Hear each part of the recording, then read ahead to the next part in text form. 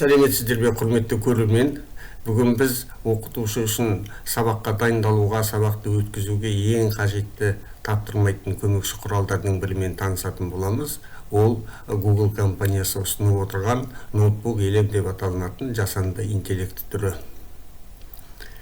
Google компаниясы ұсынып отырғандықтан бұл сервиске біз Google аккаунтымен кіреміз.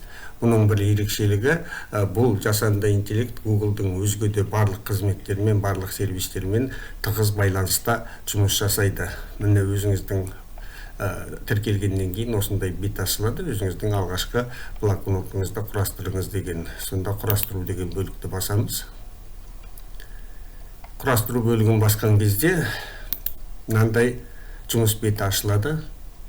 Бұл жұмыс бетінде сіздің жаңағы өзіңіздің дерек көзіңізді енгізуіңіз керек. Дерек көзді енгізу үшін бірнеше мүмкіндіктер қарастырылған. Оның ішінде Google құжатты енгізуге болады, Google презентацияны енгізуге болады. Сайтқа сілтемені жасау арқылы тікелей сайттан алуға болады. Немесе YouTube'дағы видеоның сілтемесін алып қойып, сол YouTube'дағы мәліметтерді алуға болады. Немесе мәтіннің өзін көшіріп алып қоюға болады.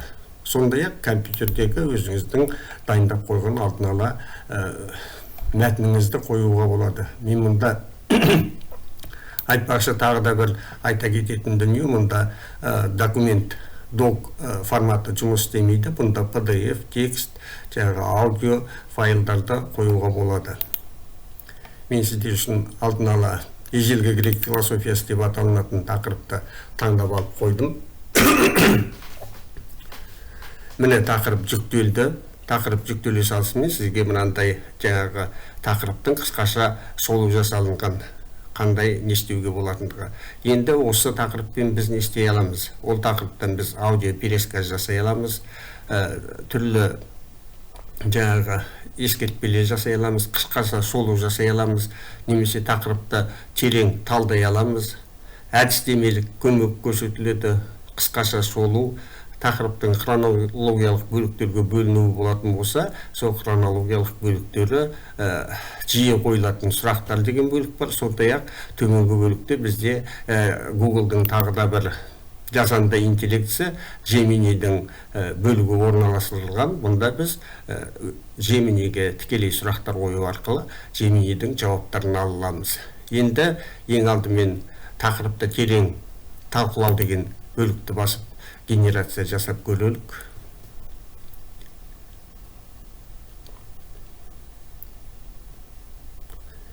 Генерация жүріп жатыр, өздеріңіз көріп отырғандай.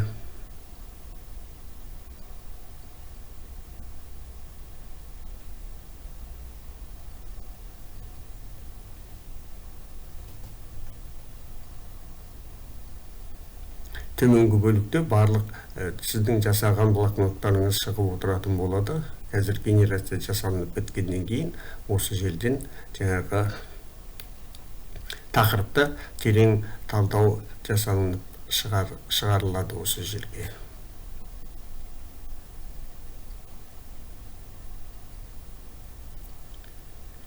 Генерация әртүрлі жүргізіледі. Кейде жылдам болады, кейде біраз ұзағырақ тұрып қалатыны болады. Бірақ жаңағы өте жақсы сіздің тақырыбыңызды талқылап талдауға қажетті кереметтей жақсы жаңағы мүмкіндіктер береді.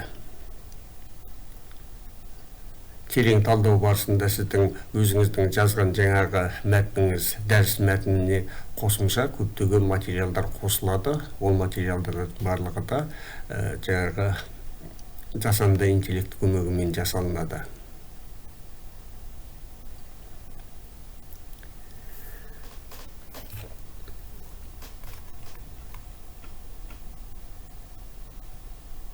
Біраз тосайық генерацияның жүріп болғандығын.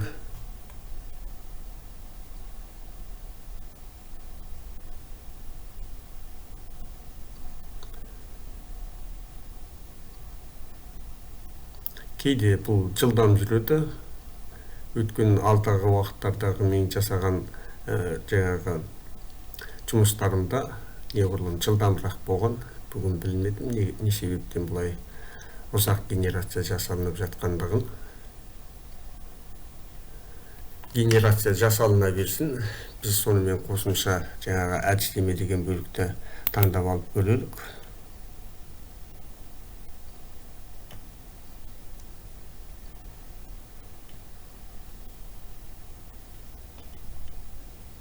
Екі жұмыс бірге істеліне береді. Мұнда өздеріңіз көріп отырғандай. Міне жаңағы әдістеме бөлігінде міне мынандай бізге мүмкіндіктер беріп отыр.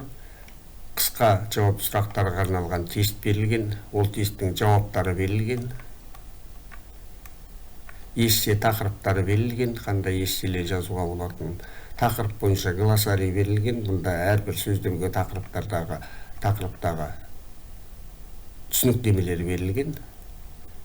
Міне бұл жаңағы қысқаша шолу болады. Студия бөлігіне қайтып оралсақ, бізде жаңағы студия бөлігінде енді қысқаша шолу дегенді қарайтын болсақ, жаңағы жасалынған блокноттарыңыз осы жерде тұра береді. Сіз оларға қайтып келе аласыз.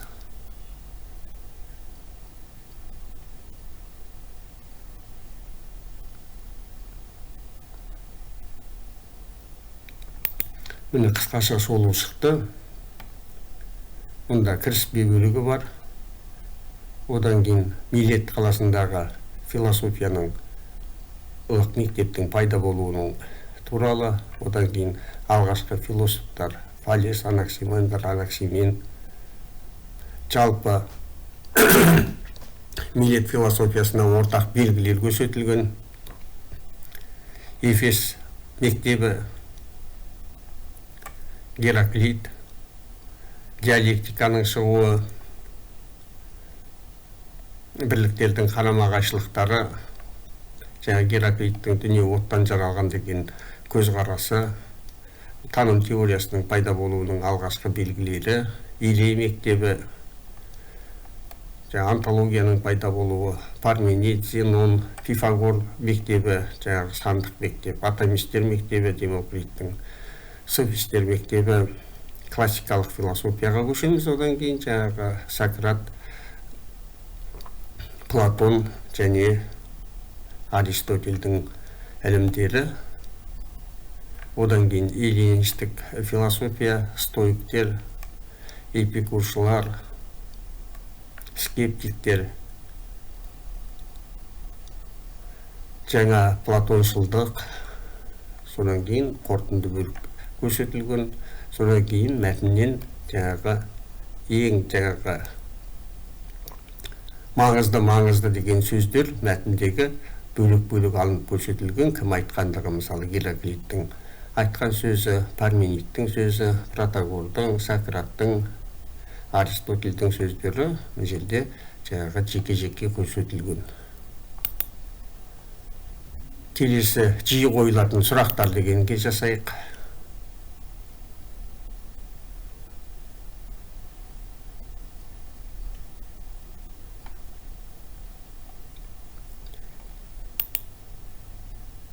Міне жиі қойылатын сұрақтар: ежелгі грек философиясы қай жерде неліктен пайда болды?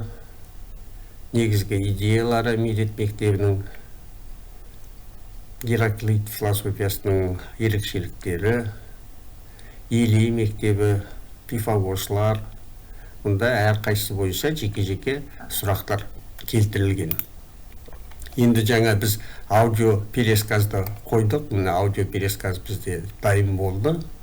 Өкінішке орай аудио пересказ тек қана ағылшын тілінде жүреді. Мұны жүктеп алуға болады бірден.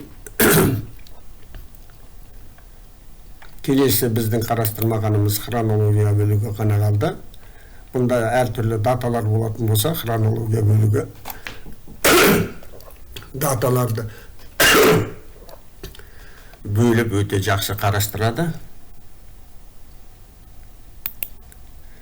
Мұнда міне хронология біздің заманымызға дейінгі 6 ғасырдағы Милет мектебі, одан кейінгі Гераклиттің дүниеге келуімен Ирей мектебінің пайда болуы әрқайсысы хронологиялық бөлік бойынша жылдарымен жіктеліп қойылған. Өздеріңіз көріп отырғандай, әрқайсының туған өлген жылдары барлық философтардың әрбір философиялық мектептің пайда болған кезеңдері барлығы да хронологиялық бөлік бойынша жіктелінген. Міне осындай жаңағы негізгі бөліктері осылай. Енді Gemini'ге сұрақ қойайық. Мысалы, Анаксимандрдың философиялық көзқарастары.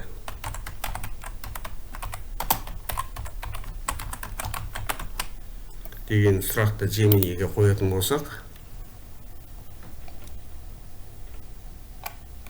Gemini міне бізге жауабын дайындап беріп отыр.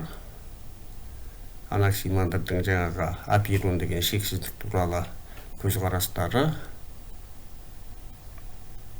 туралы қысқаша мәліметті Gemini қосымша беріп отыр. Дайын болған біздің жұмысымызда әрбір жаңағы блокнот түрлерін жеке-жеке өзімізге жүктеп алуымызға болады, көшіріп алуымызға болады. Түгелдей ол үшін бояп алып, жаңағы копировать деп өзіңіздің жұмыс орныңызға қоюыңызға болады. Міне негізгі жаңағы толықтай заметканы көшіріп алғыңыз келетін болса, мына жерде копировать деген белгі тұрып, осы белгіні басып, көшіріп алуыңызға болады өзіңізге. Бұнда міне қысқаша Google-дың оқыту платформасы жасанды интеллектісі ноутбук әлеммен қысқаша танысу. Осылайша тағы да сұрақтарыңыз болатын болса, осы тақырып бойынша комментарийде жазып қалдыруларыңызға болады. Басқа да жасанды интеллект түрлерімен танысқыңыз келетін болса, менің каналыма өтіп, Абзал Ғылымбай дегенді басып, каналдағы бар жасанды интеллект түрлерімен танысуыңызға болады. Мен барлығын тек қана тегін жұмыс жасауға болатын жасанды интеллект түрлерімен ғана таныстырамын. Ешқандай ақша төлеу, ақылы дүниелерді бұнда жоқ. Барлығы да тегін қолданылатын дүниелер. Өте жақсы сабаққа пайдалануға болатын көптеген құралдар бар.